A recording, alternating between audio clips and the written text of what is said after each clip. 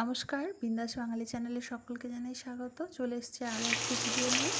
আজকের রেসিপি ইলিশের বিরিয়ানি। তো তার জন্য আমি আধ ঘন্টা আগে চালটাকে ভিজিয়ে রেখেছিলাম। এবারে হাঁড়ির মধ্যে জল দিয়ে দিয়েছি। জলটা যখন ফুটে গেছে তখন দিয়ে দিয়েছি গোটা গরম মশলা। এবারে দিয়ে দিলাম ভিজিয়ে রাখা চালটা। এবারে এর মধ্যে দিয়ে দেব পরিমাণ মতো লবণ, দিয়ে ভাতটাকে করে নেব 70 to 80% কুক। এবারে মাছটাকে ম্যারিনেট করে নেব। তার জন্য দিয়ে দিচ্ছি স্বাদ মতো লবণ, আর দিচ্ছি হলুদ গুঁড়ো, আর দেব সরিষার তেল। দিয়ে খুব ভালো করে মেখে নেব, যাতে মাছের মধ্যে খুব ভালো করে মশলাগুলো ঢুকে যায়। 10 মিনিট মতো ম্যারিনেট করে রেখে দেওয়ার পরে তারপরে কড়াইয়ের মধ্যে দিয়ে দিচ্ছি সরিষার তেল।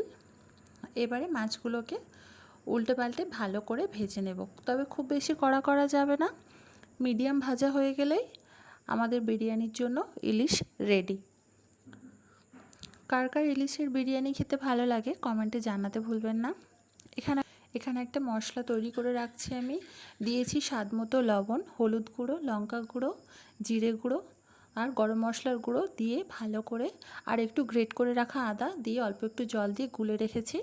আর এদিকে আমার মাছটাও ভাজা হয়ে গেছে। যখন এরকম হালকা হালকা লাল লাল হয়ে যাবে তখনই মাছটাকে নামিয়ে নিতে হবে। এর থেকে বেশি কড়া করা যাবে না।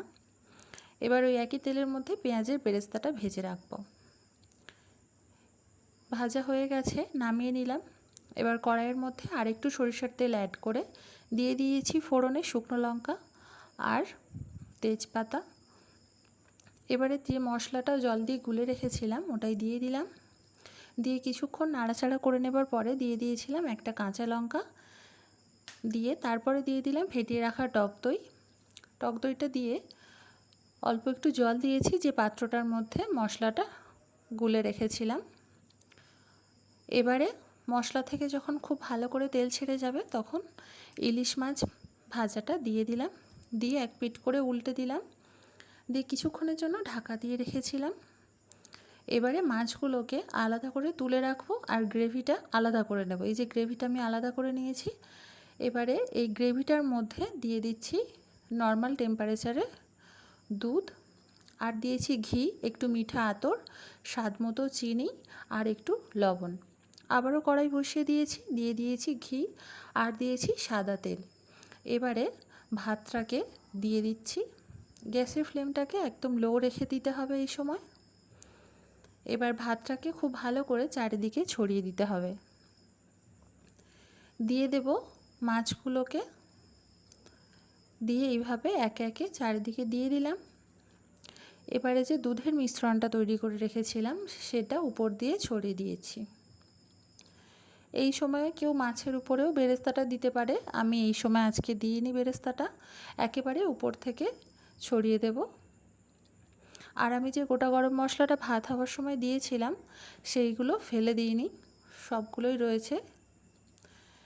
এবারে এর উপর থেকে বেরেস্তাটা দিয়ে দুধের বাকি মিশ্রণটা দিয়ে দিলাম।